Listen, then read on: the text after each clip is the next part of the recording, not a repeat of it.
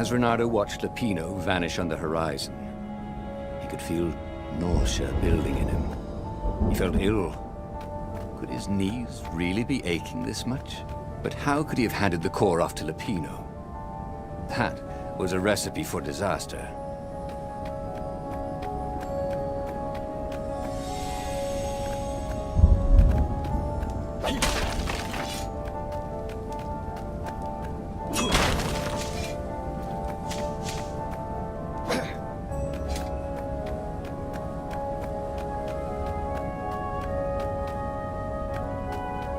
He felt like Tarzan.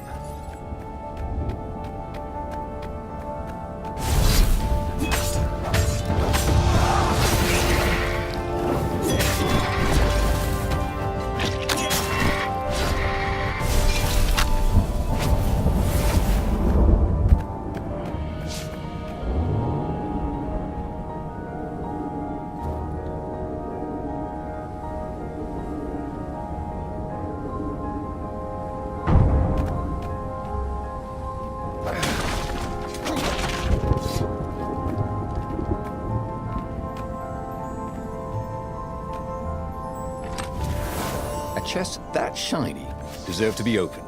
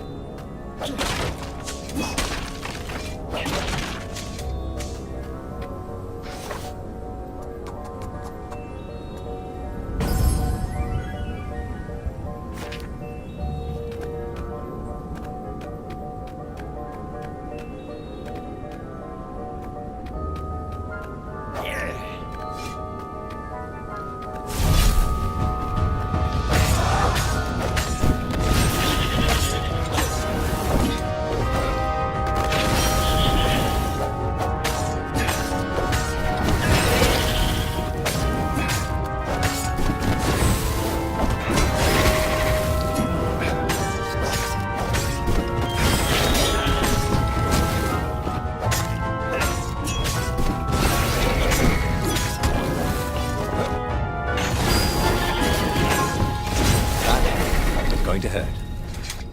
Actually, it already did. Renato felt worse. All his joints were aching now. He'd been through beatings that felt better than this. So the core had a kind of poison that could harm you without even touching you. That's new. Well, it had power. The rebellion needed something with power. And how was this any worse than a sword wound? Well, a death by sword was sudden and fair. This was just squalid. A piecemeal death, like old age.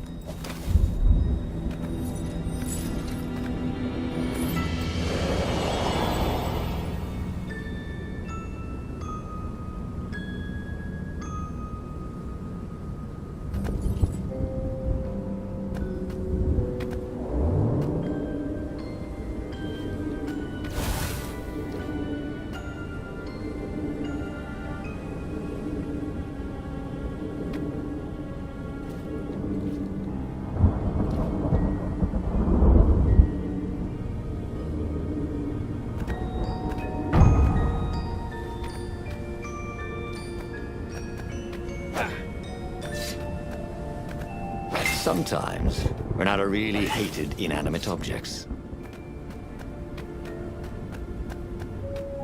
Renato had given up in the Skyripper's armature to save his friend Lupino.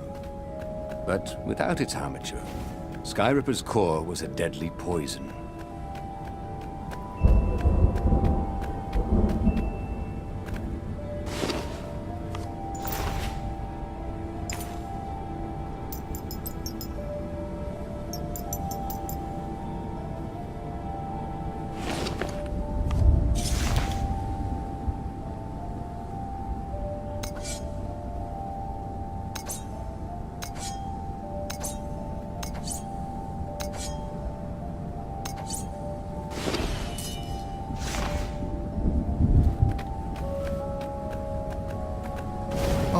Really ought to put a railing on this thing, he thought.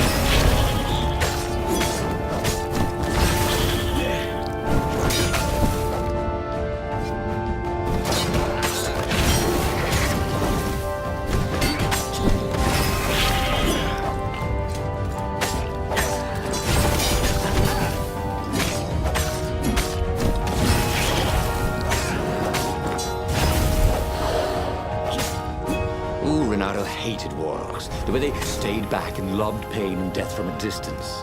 Cowards. Really dangerous, effective cowards.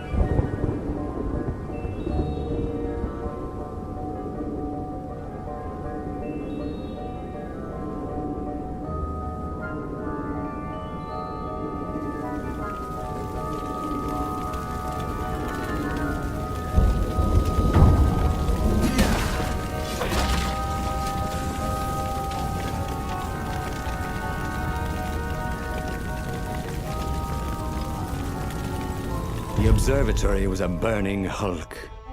Dead scientists everywhere. Bernardo found the mad rabbit cowering under a desk. The ravens, they must have known we were coming, said Lupino. How did you... Well, see, I was doing a card trick with my lucky deck, and I kind of bobbled the cards, so I went under the desk to gather them up, and boom! I guess we'll have to take the car straight to the secret base. The secret rebel base. Yes. They had engineers there. But wait. Calaveras, the sage in the mountains. Maybe he would know what to do with the naked core.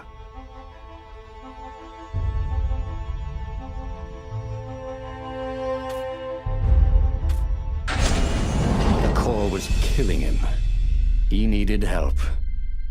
The sage, Calaveras, had given him the maps to find the armature and the core. If anyone knew the true name of the Transcendent Emperor, if anyone knew how to assemble the Sky Ripper, Calaveras did. If anyone could heal Reynardo and render the core safe, at least to its bearer, surely it was he.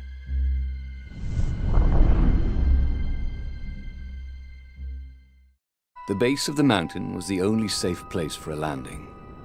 He would have to continue on foot, muscles aching. Calaveras was a scholar, not a doctor. Could he really save Reynardo from the poison radiating from the lost god's eye he was so recklessly carrying?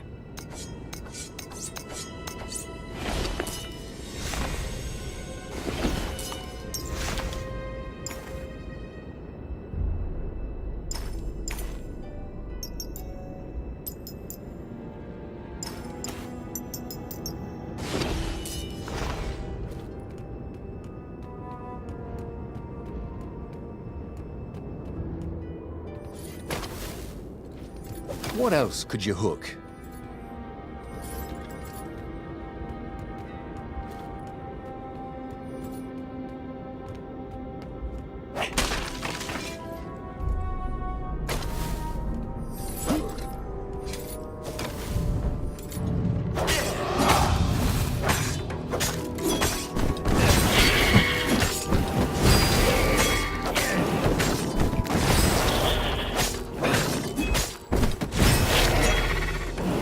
Reynardo felt new powers ready to blossom within him, or something.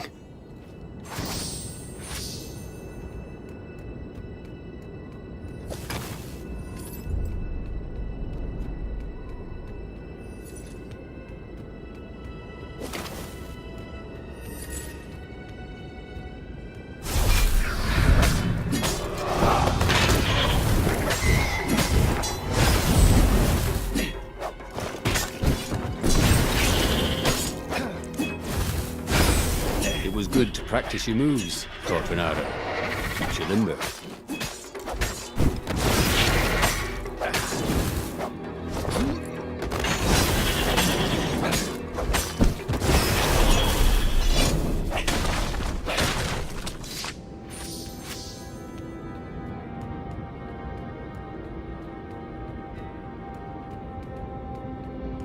Oh, this was not a fun way to die, even if he survived. No one would write ballads about the fox whose knees ached forever, would they? Not unless he paid for it. He hated paying for publicity.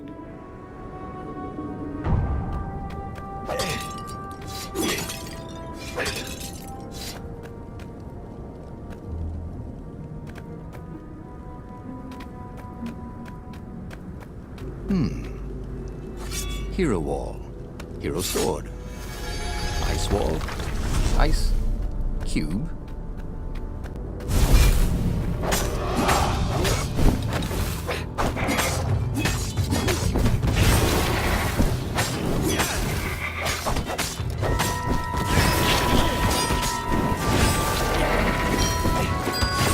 This could be the new aerobics craze. Am I right?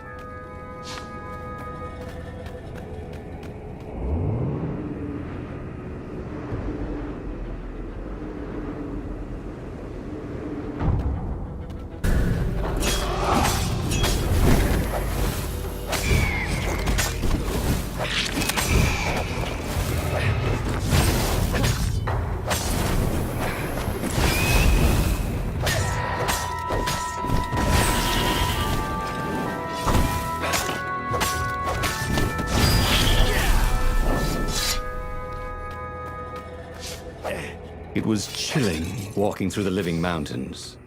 There was always noise up ahead. Insects, birds, the croak and flutter of ravens arranging ambushes. But close by, there was only the breeze and the trickle of melting snow. As if every living thing was holding its breath for his poisonous burden to move on.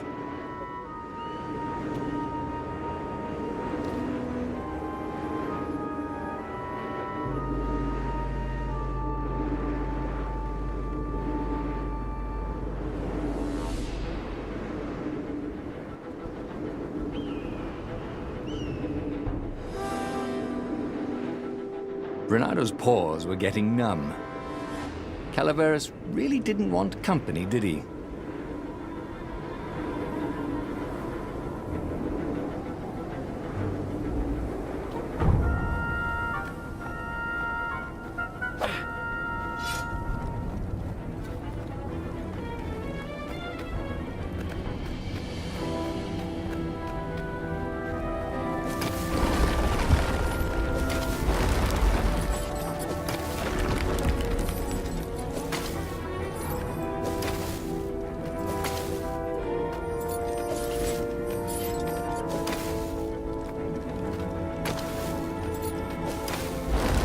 If only he had some way to break the ice. Or convince it he was a friend.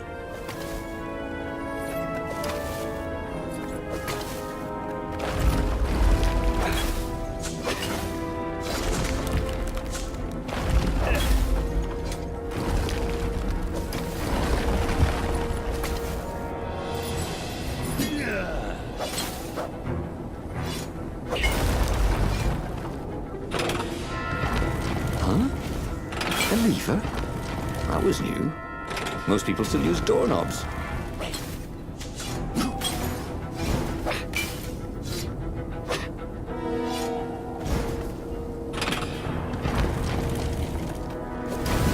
Time was running out for the rebellion. They might already be fighting the Imperial fleet. Everything hinged on Calaveras' ability to turn an exiled god's eye into something deadly.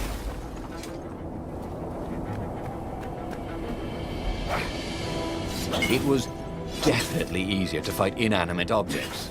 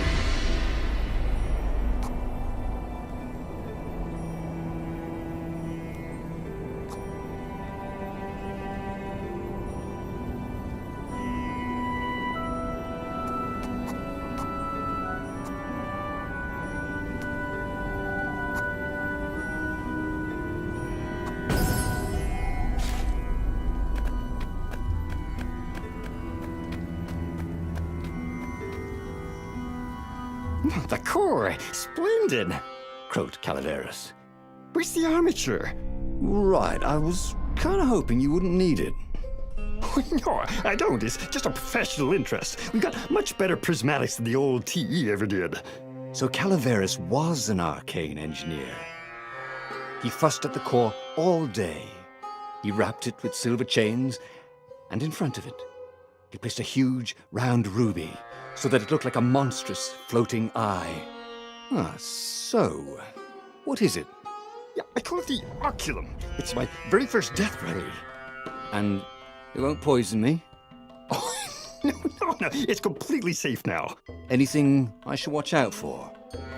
Yeah, try to avoid pointing at any mirrors. As he loaded the oculum onto the Farfarer, Bernardo was a little concerned about Calaveras.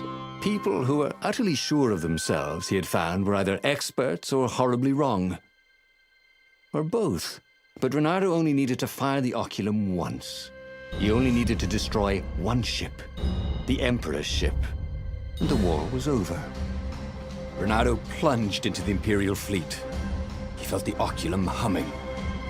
He no longer felt sick. This was going to be fun. Or at least, it was going to be over.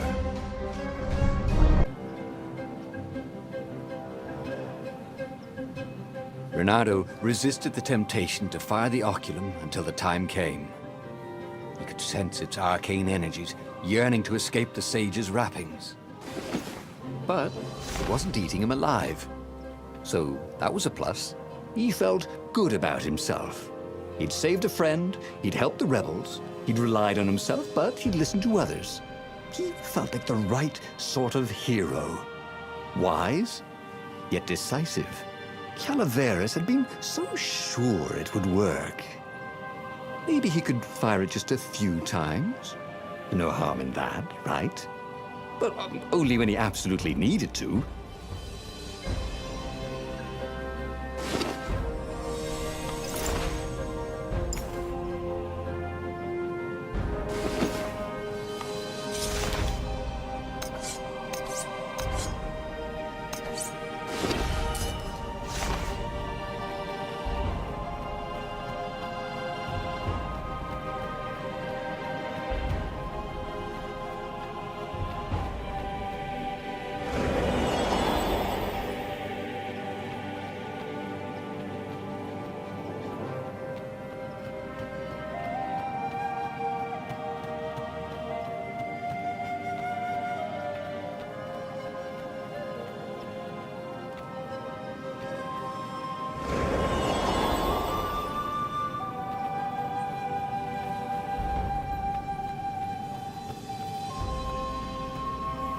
What were these poles exactly? Parking meters from the time of the lost gods?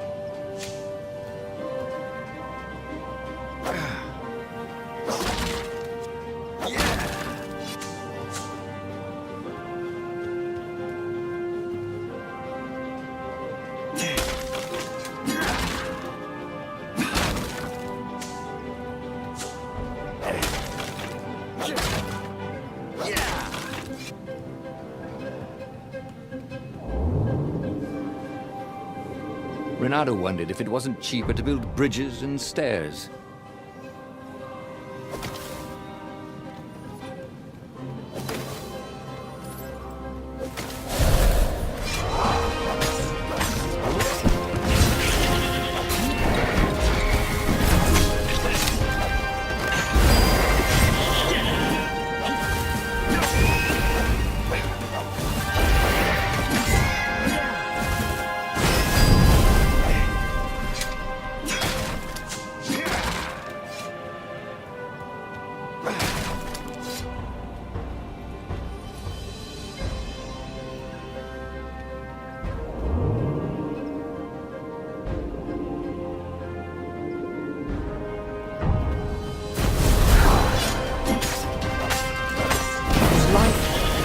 head. Well, like having a goblet for a head.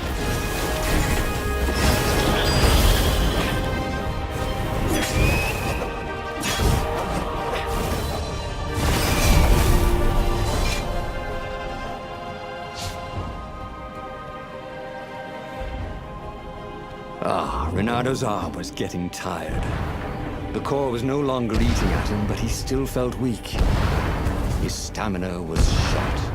But he had the oculum. When the ravens swarmed him, it would sometimes fire its death ray. It seemed to be warming up too, firing more and more often. Maybe he should let it cool off. Yeah, he decided to stop using it entirely.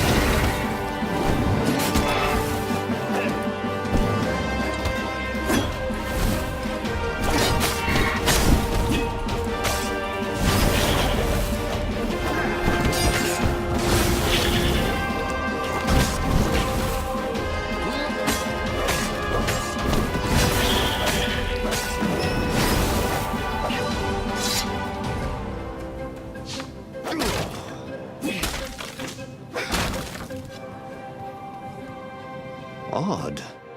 The oculum was still hot to the touch. He almost thought it was getting even hotter.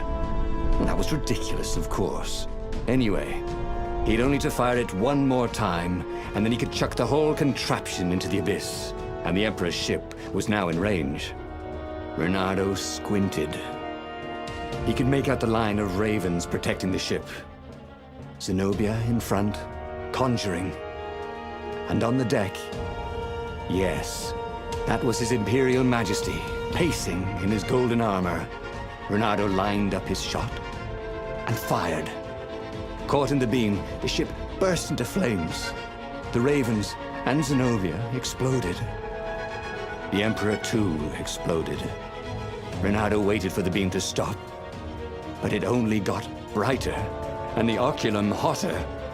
Frantic, Renato pulled the oculum towards the abyss. The ruby burst into flames. The shiny metal casing glowed, then melted. That was good. Now the core could cool off, right? Renato ran. The blast incinerated him instantly, along with both fleets. The shockwave could be felt across all Erda. That winter, with neither Empire nor rebels to rule them, the islands slid into banditry. And so began the Second Age of Darkness. Okay, that was weird. He could have sworn he just died. Instead, he was on the Farfarer, sailing away from Ubar. And it was still burning. He'd fled burning Ubar years ago, hadn't he? And now he was back there. Had all those years fighting the Empire been nothing but a vision into the future? A useful vision if it was true. He'd learned something. The core was powerful, but dangerous if used improperly.